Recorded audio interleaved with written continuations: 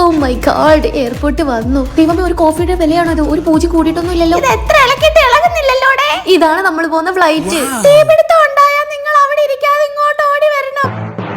ഇത്ര നേരം എനിക്ക് ഒരു ടെൻഷൻ ഇല്ലാതിരുന്നതാ. അവളുടെ ഒടുക്കത്തെ ക്ലാസ് എടുപ്പ്. ഇച്ചിരി പാട്ട് കേൾക്കാം. പണ്ടാരം പാട്ട് വെക്കാന്ന് വിചാരിച്ചപ്പോ അത് അതിനപ്പുറം വിമാനം പൊന്തി പൊന്തി പൊന്തി. ഇവിടെ എങ്ങാണ്ടല്ലേ മണിമാമിയുടെ വീട്? ഓ, അപ്പഴത്തേനോ തല കൊണ്ടുവന്നു വെച്ചേക്കുന്നു. സൈഡ് സീറ്റ് എടുത്തിട്ട് അഹങ്കാരം. തീപിടുത്തം ഉണ്ടായാൽ നിങ്ങൾ ഇങ്ങോട്ട് ഓ, ഓടണം. ഇത് ഇനിയും തീർന്നില്ലേ? എന്തൊരു കഷ്ടാ ഭഗവാനെ. തീക്കത്തൊന്നും വീണ് ചാവാൻ വയ്യ. വല്ല വെള്ളത്തിലും വീണ് ചത്താ മതിയാന്ന്. ഇച്ചിരി പച്ചവെള്ളമെങ്കിലും കുടിച്ച് ചാവായിരുന്നു. പണ്ടാരോ പേടിച്ച് മൂത്രം ഒഴിക്കാൻ മുട്ടുന്നല്ലോ. ഒരു ബക്കറ്റ് മകും ഇല്ലാത്ത ഒരു കക്കൂസോ? ഇതെന്ത് വായി? ഇത് 17,000 രൂപയ്ക്ക് ടിക്കറ്റ് എടുത്തതാ.